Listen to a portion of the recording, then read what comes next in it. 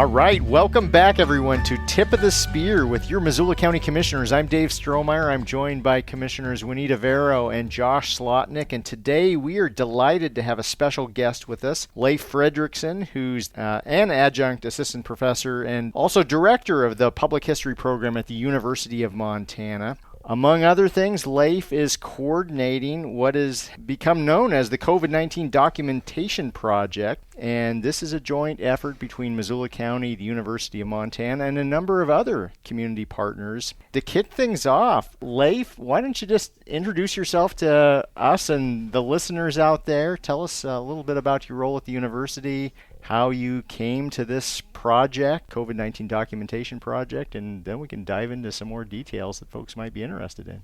All right, sure. Well, I'm a historian, and part of the work I do is teaching at the university, and part of the work I do is as a privately contracted historian. Both aspects of that work, a lot of that is related to public health, the history of public health. So at the university, I've been teaching a class on the history of pandemics, and outside of the U, one of my jobs is curating a large oral history project on the history of the Environmental Protection Agency. And I also do a lot of local history, so I teach about Missoula history and help develop local history tours and exhibits and so on. And as a result of a lot of that local public history work, I was part of this initial group of people that got together early on in the pandemic to think about how we might document at the local level what was clearly going to be an extremely important, significant historical event. And so part of what we did was start looking for funding. Initially, it was volunteer and stuff, but we wanted to get more funding to allow us to more systematically collect documents and do oral histories and so on. And so last year, Commissioner Strohmeyer and other people at the county were able to secure funding through the CARES Act, and that funding funds the development of a digital archive and portal that will be housed at the University of Montana Archives, and it funds a coordinator position, which is what I was hired to do, to meet with organizations to see what materials they have and to get those materials to the archives, and also to conduct about 20 oral histories about COVID in Missoula. So I think it's a very exciting project for Missoula, and it's also, for me personally, very exciting. It brings together a lot of my professional interests, including my love of local Missoula history. For someone who teaches the history of pandemics, it doesn't get any better than this, it would seem. So, Leif, before we dive into our other questions here, what's public history? Good question. Public history, in a way, it's everything that's not academic history, which is publishing in academic journals. A lot of what public historians do is stuff like work at museums, develop interpretive signs that you might see around, develop historical tours, other aspects of history that engage with the general public as opposed to academics. I see. So the audience for public history is the public, and the audience for academic history is other academics. Exactly. So you're chronicling history for regular people to digest. Yeah, not making just it relevant. Making it relevant. Yeah. That's great. Since you are a historian of pandemics, how did this pandemic rhyme or not rhyme with the Great Flu in the early part of the 20th century? Well, that's a great question. There are a lot of similarities. I mean, they're both being respiratory diseases, makes them spread very rapidly. But on the other hand, in the 1918 flu, people didn't even really understand what viruses were. There were no vaccines or anything like that. So there are some similarities, and there's some similarities in terms of the politics of things like public health regulations and the extent to which people push back against those sorts of things. Public mask burnings. Yeah, there were some of those, yeah, and there were other sorts of pushback against closures of businesses and so on. There were definitely some similarities between the two.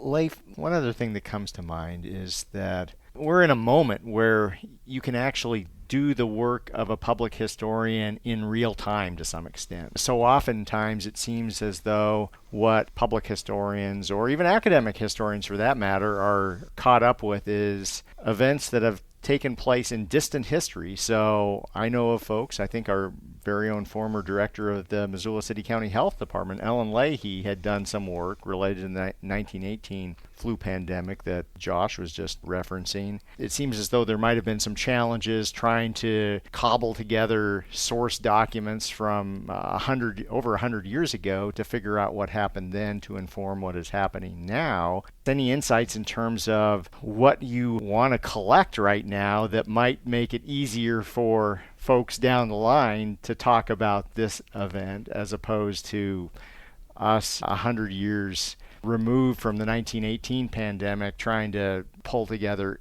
somewhat spotty documentation. Yeah, I mean, as a historian, you're often wanting more documents in some way.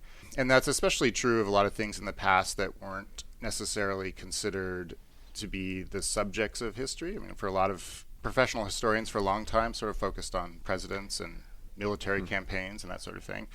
You know, more recently, in the past 50 years or so, historians have focused more on what we call social history, the history of everyday people and things like pandemics and that sort of thing. And so part of what we're interested in collecting is the experiences of everyday people. So what it was like for people, and people have all sorts of different backgrounds and so on, and all sorts of different contexts that they live in. So getting a deep and broad sense of how this pandemic affected a lot of different individuals and groups and organizations and businesses and so on. So, and part of it is just the breadth of it, but it's also a chance to get more diversity and inclusion in the sorts of stories that we collect. One of the initial things we did before we even got funding for this was set up a way in which people could submit stories and other materials to the Mansfield archives at the University of Montana. But one of the things that this funding has allowed us to do is more systematically go out, do outreach to organizations, be more proactive in how we collect things. And I think that that will allow us to create an archive that is broader and deeper and more inclusive and diverse.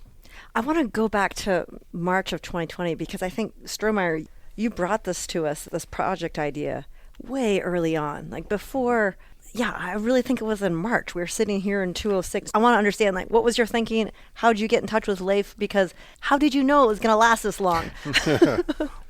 Yeah, so I guess just spinning the clock back a little bit, it was literally a couple weeks or so into our declared emergency in March of 2020. It occurred to me, having worked as a public historian myself in the past, that we were and continue to be in the midst of a historic moment. We have not seen a public health emergency like this in a century in this country, and it struck me as odd that some of the chatter in the history world at that point was more about how do we maintain our museum operations in the midst of a pandemic? How do we keep doing what we've always done when everything is shutting down? So it was more focused on continuing to communicate and do the work that we've always done, but under these severe constraints, as opposed to thinking about how can we do the work of a historian about the very event that we're living through and capitalize on this. And it's a little bit out of the ordinary. It struck me as this is an opportunity that we should seize. So very early on, and this really predates a little bit of Leif's involvement and the university's involvement, had some conversations with Matt Lotzenheiser, the director of the Historical Museum at Fort Missoula, and exchanged some ideas as far as we've got an incident management team. Maybe we ought to have someone with historical sensibility embedded within that and help document what is going on with the incident itself. And at some point, and maybe you remember, Leif, we broadened it up to pull together an initial group of folks, and I think you might have been involved in some of those very early discussions about how can we more formally, as a county-wide community, start at least being aware of what we need to do to document this event. Are other communities doing similar projects, or is Missoula County and the university kind of at the tip of the spear? Tip of the spear. Yeah, the project that we're doing in Missoula, I think, is pretty exceptional. There are a lot of communities that are doing some form of documentation. A lot of them have what I mentioned before that we set up initially, which is sort of a self-submission system so people can submit their stories or photographs or something like that. But this funding that we've secured for this has allowed us to take this on in a much more systematic way and to go out to organizations, businesses, nonprofits, departments within local government and do a more thorough job of trying to find documents and collections that will be really useful. So I haven't seen something like this for other communities, and this level of systematic attempt to collect things and combine it with professional oral history and so on. So it is something that's fairly exceptional for Missoula. Leif, if you go back to the 1918-1919 pandemic, what are some of the lessons maybe we should have learned? It feels from the outside, not being a public historian, that those events happened so long ago. Any sort of lessons learned that could be carried into the future got lost just to time. If you could hold the two next to each other, are there things we should have done because of what happened in 1918, 1919? Yeah, well, one of the things that's interesting about that is that, and a lot of people don't realize this, is that there's these federal pandemic plans that were created in the 2000s. And those became the basis of a lot of how local communities responded. And those federal pandemic plans were based in part on research that historians did on the 1918 flu. So that's a direct way in which historical research was applied to policy. And in some ways, we're trying to continue that and look at that also at the local level here. But to your question about what else might we learn from that, one of the things that really is very striking about the 1918 flu is how a lot of information was not conveyed in a very transparent way. And of course, the communication about public health issues happens at all different levels of government. But there's definitely some issues with how well public health information was conveyed during this pandemic as well, that caused a lot of confusion, that produced mistrust in government and so on, that I think could have been handled better.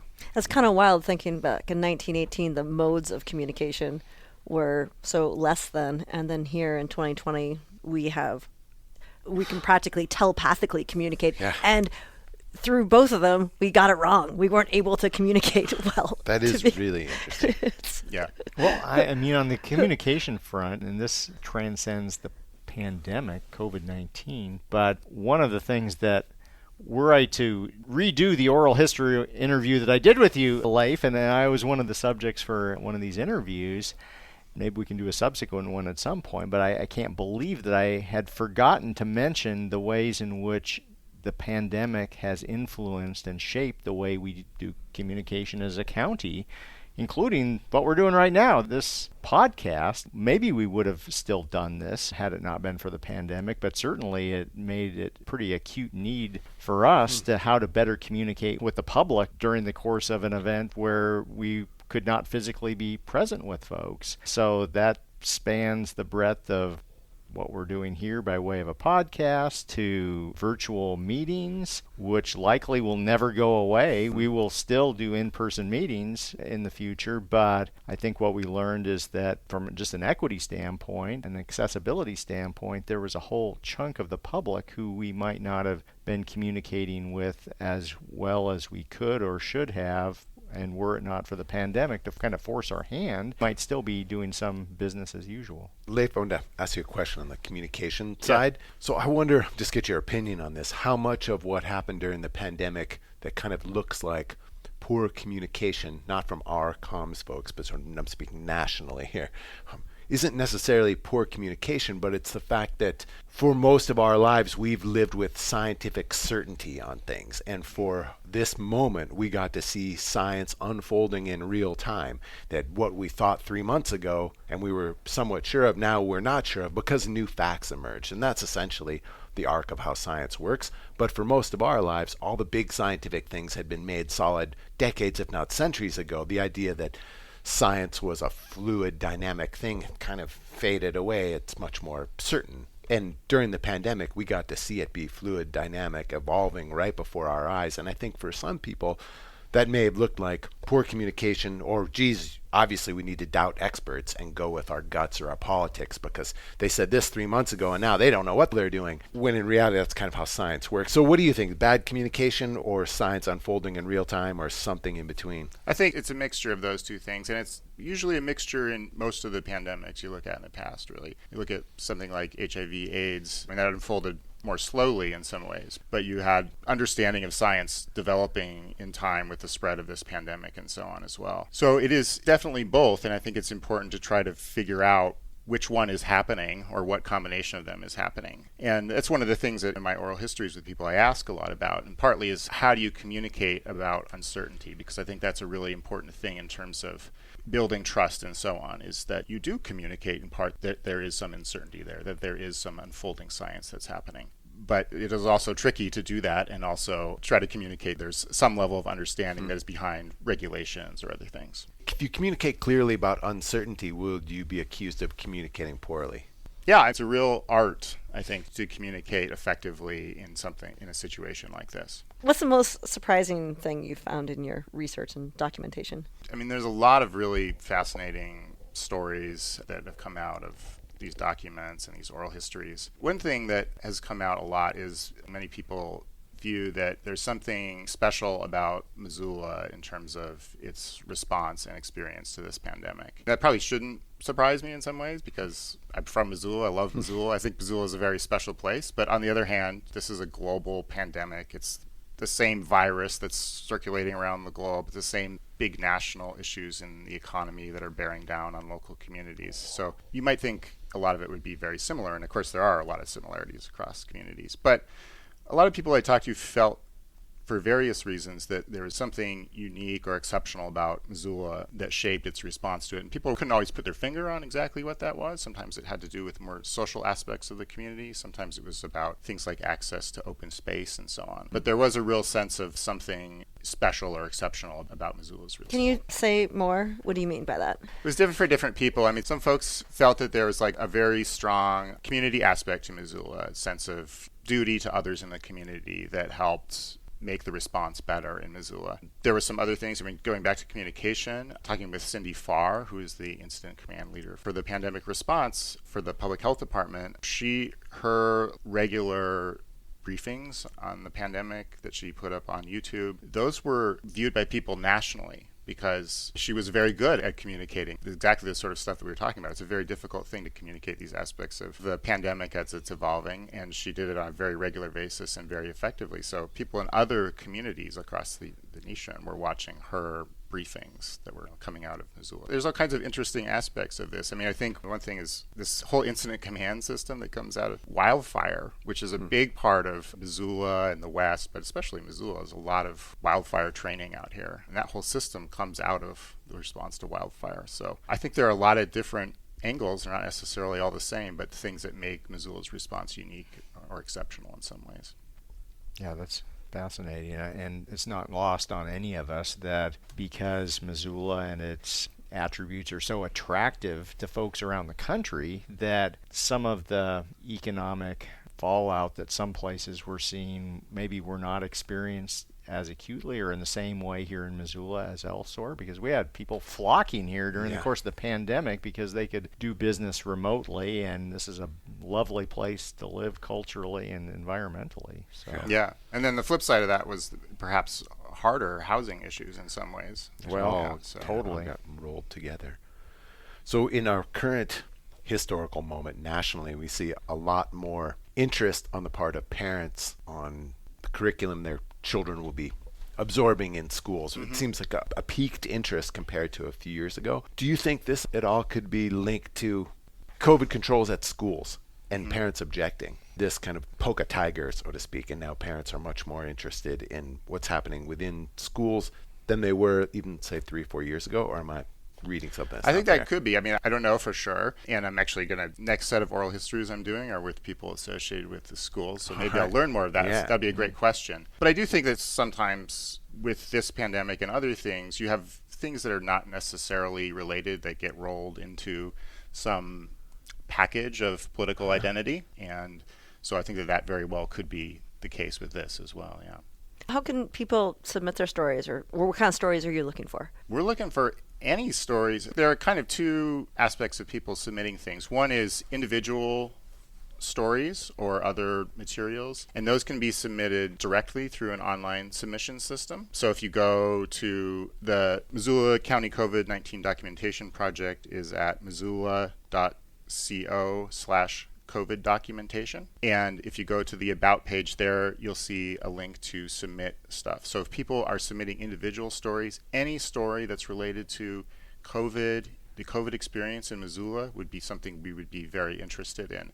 And it can be stories about all kinds of things. It can be about your relationship with your friends during COVID. It could be about a recipe you developed during COVID. I mean, it could be all kinds of things, and it could be photos, it could be poems. So when you're talking about the individual submission, anything related to that is something we'd be interested in. And that's separate from the formal oral history interviews that you touched on. Yes. So then we're collecting oral histories. We're going out and we have sort of developed a systematic list of people we're doing oral histories with.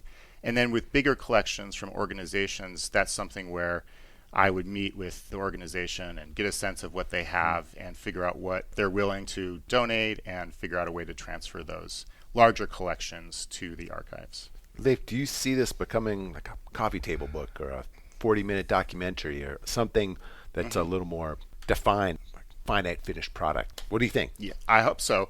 I think there's all kinds of great products, outputs that could come out of this sort of thing. And part of making it this public archive that will be accessible to all kinds of people is that people can do all kinds of different things like that with it. As part of this particular project, we're going to do a little report that reflects on the way that we went about it, which hopefully could inform other communities or our communities in future collections. Meta public history. Yeah. But then beyond that, we're really hoping that either we as a county or other groups or some combination will use these documents to develop reports and coffee table books and all kinds of other things that will engage the public in various ways. Do you anticipate presentation for Missoula? Yes, we could certainly do that. Yeah. Like that? I guess one additional, I don't know if this is a product so much as thinking about process in the future. This may or may not be the last big crisis that we face in a while. Something tells me something else will pop up, and at some point what pops up might be of equal significance. I mean, there's plenty of times that we spin up an incident command team, whether it's for flooding on the Clark Fork or Bitterroot Rivers or wildfire. And those are fairly transient moments that you need a full court press for a couple weeks and then it dissipates, it's gone. There might be events that come up like the COVID-19 pandemic that truly are of not just community-wide but regional, national, even international significance that we would equally want to bring the brunt of our documentation skills and expertise to bear. And so one thing that's struck me is, as we're reflecting on having lived through this, are there ways in which we should, like the COVID-19 pandemic, have a public historian embedded in an incident command team so that we're not just making this up as we go, which is kind of what we did this last go around, but prime ourselves for the possibility that if necessary we can hit the go button and we can drag those academic faculty members or public historians out of the university over here and put them into service. I don't know what you think about that, Leif. I think that sounds great. I mean, I think that this project can have all sorts of different things that come out of it. And part of that is just like a broader level of people really want to understand and explain a major event like this. But also it can be almost like a community-wide after-action report, where these after-action reports are often these sort of things that are done by agencies or departments after some event like this, but not usually done at the community level, but that might be helpful for something like this that reaches and affects so many aspects of the community. So I think it could be very useful for that sort of thing. I think that an historical approach that has a very sort of holistic view of how these sorts of things unfold over time would be a useful thing both to bring to something like an incident command team to offer some advice, but also to document that particular crisis and use that again in the future for other crises. So before we close, this is our favorite questions. What's a good book or nugget of wisdom you've come across that you'd like to share with us? I just recently finished reading this book called Thinking in Time, and it's by a couple... Thinking in Time or and time? Thinking in Time, yeah. It's by a couple of historians, and it's basically a book of case studies about how leaders have used history to guide decision-making, for better or for worse. There's kind of this classic saying that people who don't know history are doomed to repeat it. Turns out it's a little bit more complicated than that. The upshot is that history is incredibly useful for helping guiding decision makers, but we also have to be careful about how we use it or how it's applied. A lot of these case studies are very high level, like presidential decision kind of stuff, and that's very interesting. It's fascinating, and it's got obvious applications to something like this project here. It's also some great food for thought in a way for our own personal lives, because in many ways we're kind of our own historian, applying our past experiences to the present as we go through life. So it works on a lot of different ways in thinking about how history or the past can be used to sort of improve or positively engage with the present or the future. Thinking in Time. Cool. Sounds great. Yeah. Yeah, thank you so much for joining us. Thanks for coming by today. That's it. Thanks, everyone. We'll talk to you next week.